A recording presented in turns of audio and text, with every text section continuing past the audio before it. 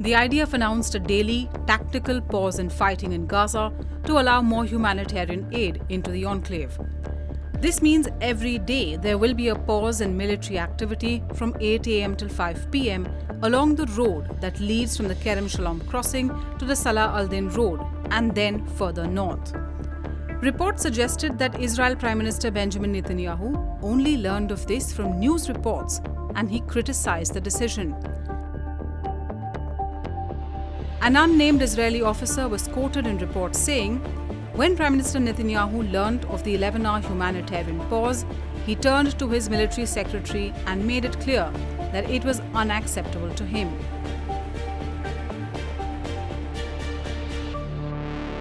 National Security Minister Itamar Ben-Gvir, who is a far-right leader in Netanyahu's cabinet, was more direct. In a post on X, he said, and I quote, "The person who decided on a tactical pause, especially for the delivery of humanitarian aid, while the best of our soldiers are being killed in battle, is a fool and an imbecile who must not remain in office." Unquote. Another cabinet minister and chief of the Zionist religious party, Bezalel Smotrich, called the humanitarian pause delusional.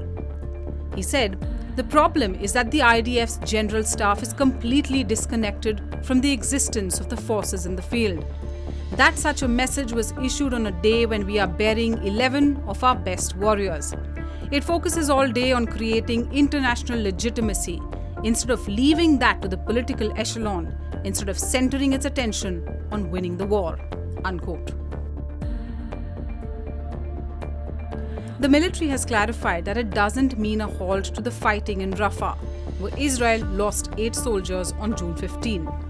It's also not clear if Israel will provide any security to the humanitarian aid that will come in from the Kerem Shalom Crossing in the south. As per the UN Office for the Coordination of Humanitarian Affairs, in 1 month between May and June 6, an average of 68 trucks of aid came in per day. This number was a sharp drop from 168 trucks a day in April. It's also way below the average number of trucks needed, which human rights groups place at 500 trucks a day. Kogat, the Israeli military body that oversees aid distribution in Gaza, claims there are no restrictions on the entry of trucks. It says more than 8,600 trucks of all kinds, both aid and commercial, entered Gaza from all crossings from the 2nd of May till the 13th of June. That's an average of 201 a day. But much of that aid has piled up at the crossings and not reached its final destination. Some analysts feel that it is likely Netanyahu was aware of the plan for a tactical pause, but the reaction has been made that is tailor-made to address different stakeholders. Netanyahu faces increasing pressure from global leaders to push for a deal.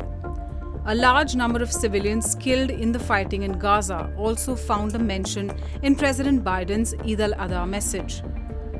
Too many innocent people have been killed, including thousands of children.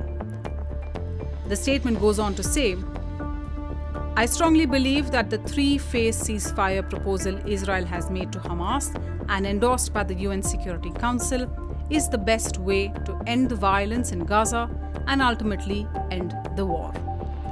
More than 100 hostages are still believed to be in Hamas's custody, and there were angry protests once again in Tel Aviv on Saturday in an attempt to push the government to act fast on working out a deal. The only centrist figure in the emergency war cabinet, Benny Gantz, resigned last week after he said Netanyahu had no plan for a post-war Gaza. Netanyahu's government now increasingly relies on its far-right coalition members, which include the likes of Itamar Ben-Gvir. For more such videos, subscribe to our channel. Don't forget to like, follow and share.